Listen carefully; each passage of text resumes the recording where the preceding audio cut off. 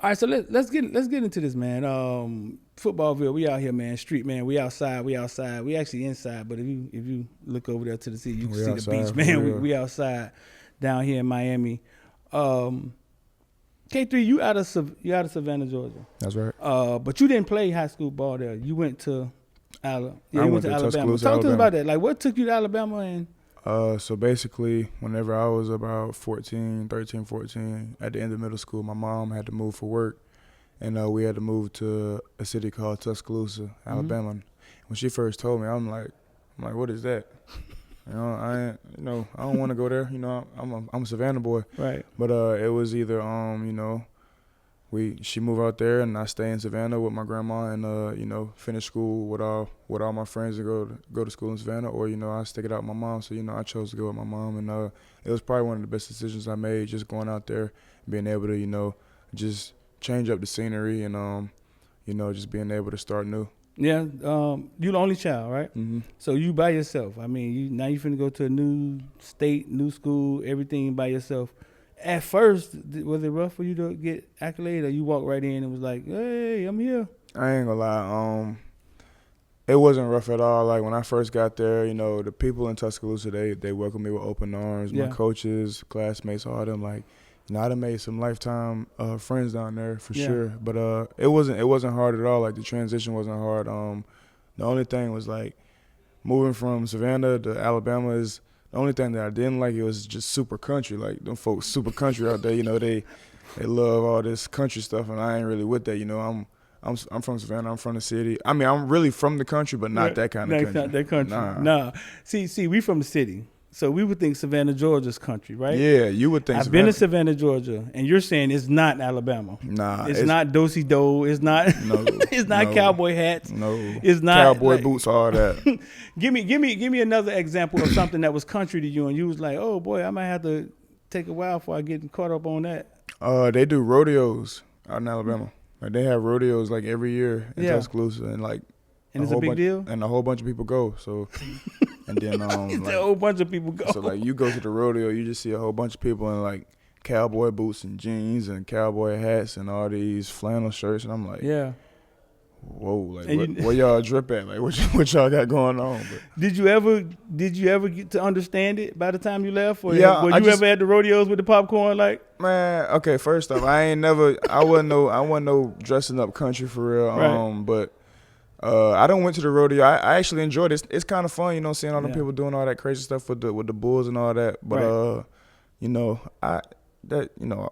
jeans and all that. Like I wear jeans, but not like them kind of jeans. You didn't get into the culture, but you actually tried it understand. out, and you know what, Kamari, a lot of things in life are like that. Yeah. Is what's normal to them is not normal to you. So they'll sit over there and come to Savannah and be like, y'all doing what in Savannah? Yeah. So everything in life is like that. You just got to try new things. Exactly. Run your rising dog. Exactly. But I respect it though, because that's just that's just the way of life down there. Yeah. It's So you got past the country part. The school, your demographic, was it black kids, white kids? Like, what was it? It was mostly white school. Yeah. I went to a mostly white private school, but like I said earlier, man, it was probably ACA. I went to a school. It's called ACA, American Christian Academy. They treated me well. Taught me a lot of things that I know now that I use every day. Yeah. And I wouldn't be who I am right now without ACA being a part of my journey. Yeah. Mm-hmm. Did they know you could play football when you checked in? I don't think so. So when I first got there, my mom told my head coach, Coach Smelly, she was like, "Look, my son want to play in the SEC," and he was like, "Okay, cool. Everybody want to play in the SEC." Because when I first pulled up, I was about 5'7", 5'8", like 130. So they was like, him? Yeah, like him. You know what I mean? He want to play in the SEC, but you know what I mean. I ended up showing them. They believe now because I'm playing in the SEC, but I ended up proving it, to myself and proving my mom right and proving my coaches, that I'm here to play. So when you showed up as a ninth grader, you were 5'7", 5'8"? Probably about 5'8", probably. When did you grow to 6 foot? When did your growth spurt happen? So I'll probably say my growth spurt happened my junior year during COVID. So what happened was in the middle of my junior season, 2020, COVID happened. So we got all the schools was closed down. Right. So I started working out with one of my high school quarterback and one of my coaches, like every day, every morning we was working out, going crazy in the gym. We found a little gym in the garage one of my coaches had set up, and we was working out there crazy like every day for like 3 to 4 months straight. Gotcha. And I think I hit my growth spurt there. Like I got way bigger, way stronger, way faster, and I got taller too. I don't know how, but it was just like during COVID, that's whenever I like just became like SEC ready. Yeah. Yeah. Yeah. What was their first? Because when you got there, you were good. You knew you were good. You had been good at football. Like you knew you were a baller. Or when I first got when you got to that ACA. Oh yeah. Yeah. Yeah. I've been balling since I was 3 years old. Like I played with the Savannah Stars, man. We done won. Yeah, we done won championships. Yeah, the Savannah Stars, man. That's where I came up at. That's who made me. Oh, the Savannah Stars. Yeah, I've heard of Savannah Stars before. Coach Rob, all them boys, man. They made me, man. So they had 7-on-7? No, we didn't. We didn't do 7-on-7 back then. It was straight hitting, straight pads. Straight pads. Yeah. Savannah Stars was it like a league team, or was it like an all-star team that traveled? It was a little league team, but we used to win championships so much that we would travel like after the season. Yeah. Yeah. So I done been on the travel team. I done been on the regular team, and then I ended up moving away from them whenever I got to middle school. Yeah. Yes, sir. So you knew you was a baller when you got there. So at 5'7", you step on the field, right? And are they good at football? Who? Yeah. You talking about in Alabama? Yeah. Is ACA when you get there? Are they good? So when I first got there, they was coming off an okay year, but they had they had good talent. Like we had a bunch of good players, but while I was there, my class probably had the most athletic class to ever come through there. Yeah. Yeah. So we was good for like years. Right. So let's go back to when you got on the field first there, and you were playing what, wide receiver or cornerback? So when I first got to high school, I had never played DB before. I was playing running back, and when I first got there, my defensive coordinator, he was like, we're gonna put you at corner. We need you to play corner because we don't have one. And I was like, okay, cool. I'm gonna try it out. And then look at me now. You know what I mean? Yeah. So you was a running back at ACA? I was a running back all throughout Little League to middle school. Right. Then I got to ACA. They put me at corner and receiver. Yeah. And then I played corner and receiver, and then all the punt return, kick returns, all that, all the way out through high school. Yeah. Man, running backs it's getting rough for running backs in the league now, boy. I'm glad I'm not a running back. You dodged that bullet.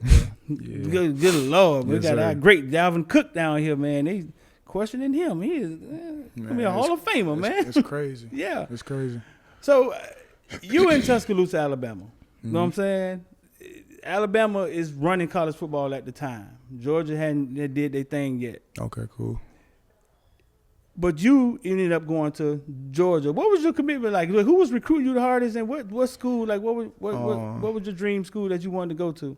So really, if I'm being honest, I wanted to go to LSU during recruiting, but my mom, she just wasn't going for it. She didn't really like the atmosphere, and plus I didn't get to go to visit down there because we was in COVID. Yeah. So she was like, you're not going down there because I don't really like the way things going down there, and we didn't get to visit. So I kind of had to cut them out. But when I was getting recruited, Bama recruited me, Georgia, Clemson recruited me pretty hard, and LSU.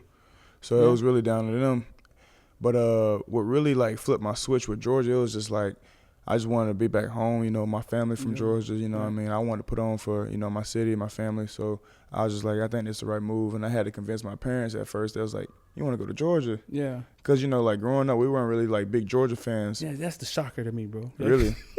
Yeah, you in Savannah, Georgia, we just assumed that you would think that, but nah, we weren't really big Georgia fans. I was just a fan of good football. So whoever was winning at the time, because I was little, so whoever was winning, I was like, ooh, I want to be like them. Who was winning? Oregon, Ohio State? It was Alabama. Yeah, it was during that time. It was the Alabama, Oregon, LSU, Ohio State time. So it's funny, man. I get to talk to y'all, and this recruiting thing all goes different. Your mom put her foot down and said you ain't going to Baton Rouge. Yeah, that was the one place where she really didn't want me to go. And that's a lot different than a lot of kids I talk to, because a lot of kids I talk to, parents get out the way and be like, it's his decision. Yeah, for sure. It was just when I was LSU, she was like, come on, I don't think that's a good idea. But other than that, whenever I said I wanted to go to Georgia, she wasn't really on board, but she was like, it's your decision. Yeah. But it was just, I don't know. if like something went down with her in Baton Rouge, or like she had already visited there, but it was something about LSU that she just wasn't going for. I think her tuition as you get older, she knew that you hadn't visited down there. Yeah. You hadn't seen down there. She probably your emotions wanted you at LSU. What you had seen on TV wanted you at LSU. Yeah. But boy, was she right. Yeah, she probably. I mean, I believe it. I mean, but when I say she was right, you end up at Georgia, and then Georgia turns into the powerhouse of college football. You know what I'm saying? That's what I mean by that part kind of worked out for you. Bro, when you got your commitment. Did you commit on signing day? Was it big on TV? Did you go through all that process? Or yeah, I did. So I didn't commit on signing day, but I had my own little shindig. So yeah, I committed. I did the little hat thing at my high school, and we had it on TV or whatever. And I did it during my homecoming week. So I had my whole family come out, everybody from the city come out, and I surprised everybody because nobody thought I was going to Georgia. Where they thought you was going? They probably thought I was going to Bama. Oh, you had kept it close to the vest like that. Nobody ain't know. Yeah, the only people who knew was me, my moms, and my pops. So all these predictions out here with 247 crystal balls, did they have it right, or did they have a feeling where you were going? I don't even remember. You don't remember? I don't remember. I just know that like everybody who was at the commitment was like, "Oh, he going to Georgia." Like it was a surprise. Wow, because when I saw you in Tuscaloosa, Alabama, I figured that Bama was all over you. Were they all over you? They recruited me a good bit at the beginning. Then, like more towards the end, I guess they might have found out that I was like leaning towards Georgia and stuff, and they kind of let off the gas a little bit. They kind of fell off. Mm-hmm. Yeah. What's the talent like in Tuscaloosa, Alabama? Like the people you played against, like the teams you went against. Like, It's some really good hidden talent out there. Yeah. Like, it's a lot of underground guys out there that's really playing ball for real. Yeah. Like not just at my school, but like at all the schools in Tuscaloosa, there's a lot of guys that's out there that's like not getting a lot of recognition, but they playing ball for real. Uh-huh. Yeah. So you get to Georgia, bro, and you play in almost every game as a freshman, huh? Yeah, I think I played in every game. You played in every game as a freshman? Yes, sir. I've sat down with a couple of y'all freshmen, and y'all are playing. Like Malachi say he's on the field at Oregon, game 1. You know what I'm saying? You guys are in the game. Like, why do you think that is so? Because it's not like that across college football. Like, freshmen got to get acclimated. I just, the way they preach it at Georgia is like, if you're good enough, you're old enough. Like, the age point don't matter. Like, you know what I mean? So if you go out there on the field and practice field and you show that you're accountable and you consistent with your game, they're going to find somewhere to put you on the field where you can help the team out. So, I mean, it's just really about locking in on yourself and just staying true to your game and showing them that, I'm here to play. Like, I ain't here to play no games. I'm here to play on the field. What's the saying? If you're good enough, you're old enough? Mm-hmm. So they ain't even looking at your age, huh? They don't care about your age at all. It's about football. Yeah, it's strictly business. It's strictly ball. I ain't never heard that one. That's a good one. Mm-hmm. So talk to the kids. Explain to the kids, because when it's like that means you're rotating. Right, and you getting a certain amount of reps. They getting a certain amount of reps. Right. As somebody who knows you could play, you've been a baller your whole life. You play both ways, right? Mm-hmm. How do you deal with that when now you're rotating, you're getting 20 snaps a game? Or you know what I'm saying? Talk to the kids and tell them how you deal with that and how do you see that? I'm not gonna lie, like so with a lot of guys at Georgia, being as Georgia, a lot of guys are like super big recruits, 5-star, 4-star. Then you get there, you the man from where you coming from. Right. Then you get on the field. And shit, everybody the man now, you feel me? So it's kind of like, dang, like, you got to flip the switch. You got to really mature, because you at the point where, like, at Georgia, you don't need one player. Like, everybody replaceable. Right. Once you get to the college level, you replaceable. So, I mean, you got to really flip the switch and start maturing, and, like, you got to take your reps more seriously. Like, in high school, you could get away with, messing off, but, like, in college, like, and going up, it really mattered. Like, every rep mattered. Like, they evaluate everything. So you really got to just mature and take everything seriously. Is it pressure? Is it something that allows you not to sleep at night, or is it you just get used to it and it's something you just roll with? I mean, you signed up for it. So I mean, if it gets to the point where you can't sleep at night, then maybe you need to stop. You know what I mean? Because like at the end of the day, nobody forcing us to play football at Georgia. It's a blessing. You feel me? Right. So you just got to treat it as such. Yeah. You had a big play in the national championship. You had like a tackle for loss or something like that? I had a couple TFLs. Yeah. How did it feel, man, playing on that stage, coming out there and being in the middle of that atmosphere? I know the game wasn't much of a game. I mean, but it's a blessing, you know. How did it feel, bro? Like I said earlier, like every time I step out on the field, man, I just treat it as a blessing because, you know, where I come from, man, it wasn't supposed to be like that. You know what I mean? So yeah. I just treat it as a blessing. I try and put on for my family and just try and put on for myself, really. You know, every day I step out on the field and I'm in the game, I'm just proving myself right, like, you know what I mean? Yeah. It's watching that game, man, it looked really easy to us. Like, going into that game, like, what was the preparation for that game, right? Like, we prepared really the same way we prepared for every other game. Yeah, it was just like we had went to a national championship the year before, so we knew what the game was like. And it was just basically like, you know, I'm just really just putting the pen to the paper, like, you know, just really just doing what we practice, you know. Yeah. Yeah. Anything happened to you this season, a play, man, you wish you had back? Play I had back. I can't. Yeah, I don't even. Whether you got bombed or whether you almost had an interception. You know what I'm saying? Like, I don't even think like that, man. No. I think about it like, man, if something happened, man, next play mentality. It wasn't meant for me to be like that. You know what I mean? So, I of course there's some plays that, you know what I mean, I was like, dang, I could have had better technique or I could have worked this, but like play I had back, man, it's a part of my journey. So yeah. I don't even think like that. Who the funniest coach on the staff? Funniest coach? We got some funny coaches on the staff. I ain't gonna lie. My DB coach, my position coach, Coach Fran, he definitely funny. A comedian. Yeah. Yeah, he throw it off. Sometimes Coach Smart could be real funny. Sometimes Coach Smart would be tripping. He be saying some funny stuff. Yeah. Coach Muschamp funny. Really, a lot of the defensive coaches are funny. And y'all do got Muschamp, huh? Mm-hmm. But y'all loaded in the coaching staff over there. Yeah, man. Y'all loaded big time over there. So I'm assuming Carson Beck gonna take the ball, right? I don't know, but man, I'm assuming it. You assuming? I'm assuming it. Okay. Yeah. I ain't gonna put that pressure on you. I'm assuming Carson Beck gonna win the starting position, right? You win against him. You win against him in the spring game, right? Yeah. Talk to us about Carson Beck. What is it? Because you've been against 3 different quarterbacks at Georgia. Yeah.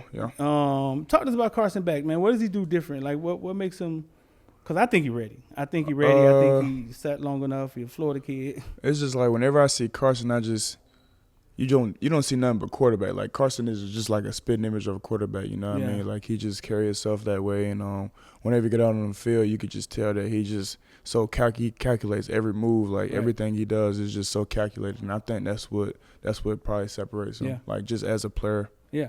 K3, could you imagine sitting for 3 years? You imagine how good you'll be by the time you get Yeah, but you know by me. the time you get on the field. Yeah. But me, I'm just like, man, I got to play. Like, I got to do something, you know what I mean? Like, quarterback is a hard position.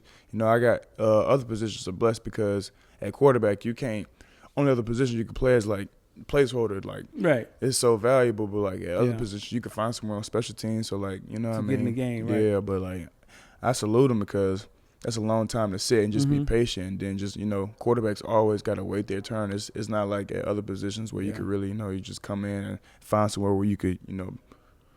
When we rode to the spring game, we were coming up there because, you know, Carson Beck is one of ours. And we was thinking that his first time playing Georgia defense, y'all was going to murder him.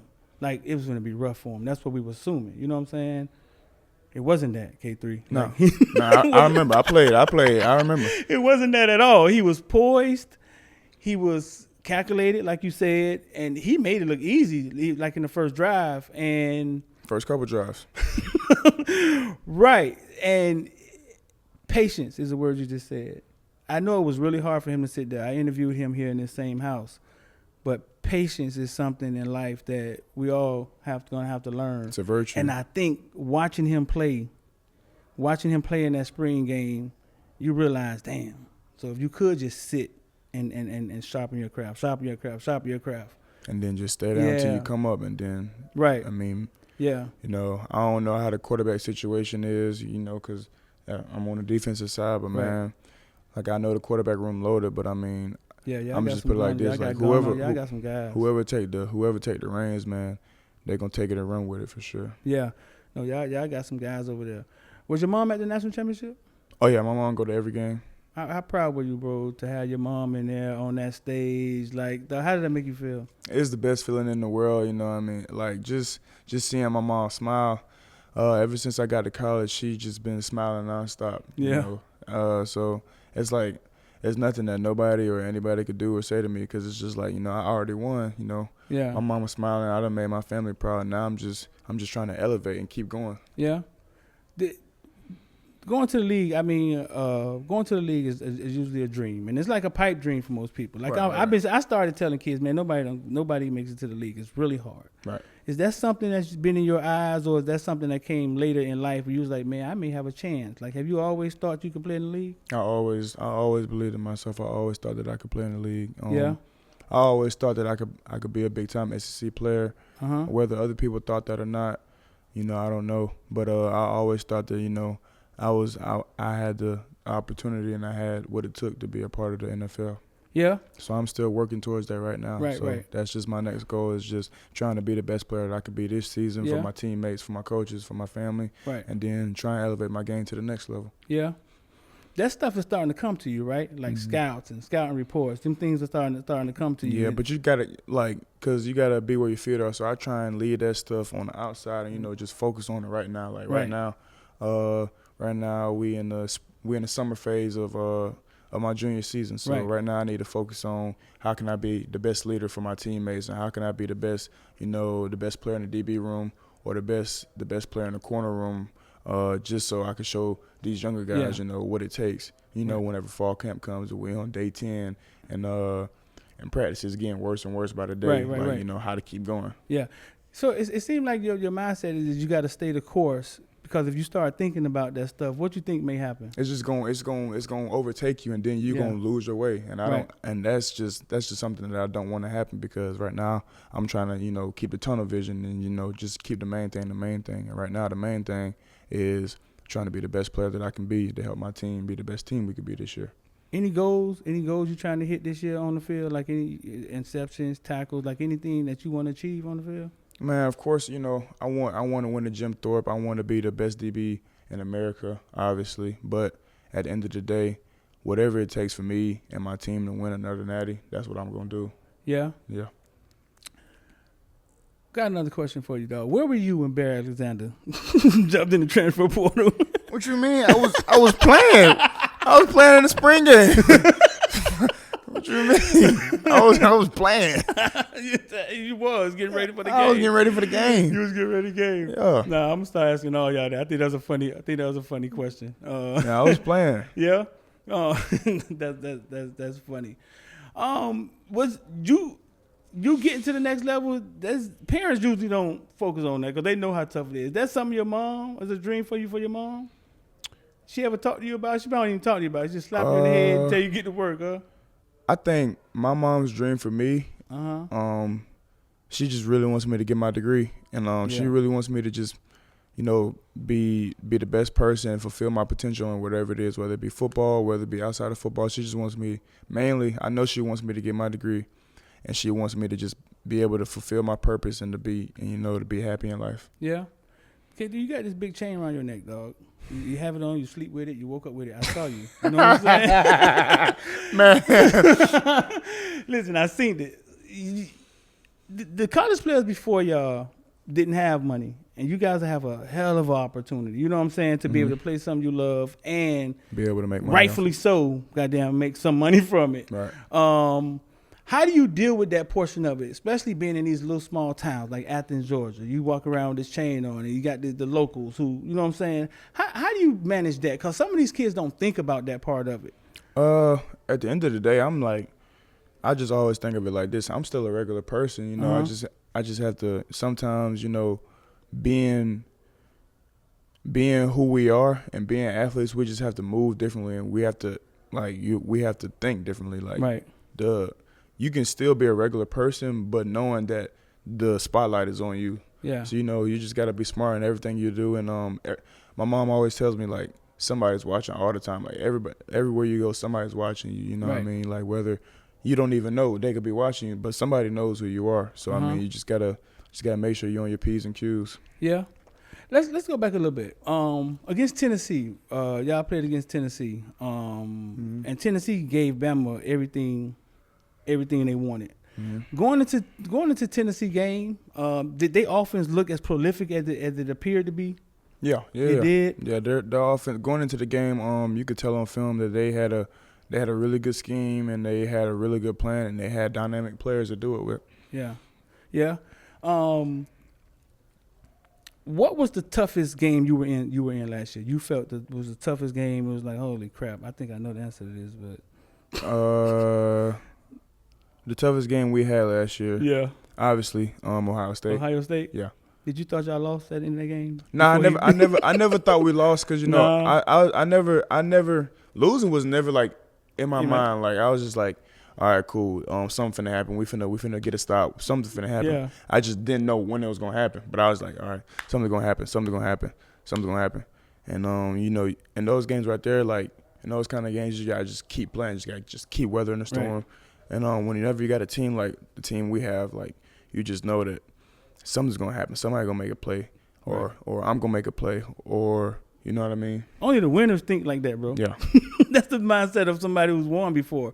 Where were you when they lined up to kick that field goal? I was trying to block it. Tell me, man, what side you was on? I don't remember what side I was on, but I remember we did the all-out block. So I came off the edge. Did you get close? No. Did you look back at the field goal? I looked because I came off the edge. I dove. One of the side guys had mushed me on the ground, so I couldn't get to it because I had almost blocked the kick the game before that at LSU. Uh-huh. So I guess they had already like made it an emphasis to hold the edge. So I couldn't get there. He had already got the kickoff, but I turned around and I just seen it going over there, and I knew the goalpost was over there. Right. So I got up. And I thought the game was over. We all thought the game was over. I got up, turned up, throwing my helmet up. Man, turns out we had like 2 more seconds. What y'all had to do? Y'all had to take a knee? Yeah, to be honest, I don't even remember how the game ended. I just know that field goal missed and we went to the natty. That was fun. I was supposed to be watching Lauryn Hill live, and I was watching the game. I was live at Lauryn Hill concert. That was a fun game to watch, bro. Yeah. I'm sure it was probably more fun to be a part of it. Definitely. But K3, listen, bro, we gonna be covering you this year, and we gonna come up to Georgia, man, and get some more stuff on you, bro. All right, appreciate you. Get your brand going. So, K3, man, Kamari Lassiter, Footballville Street. We outside. Yes, sir. Appreciate you. Boy, you're polished, boy, huh? Yes, you sir. good, answer? Man.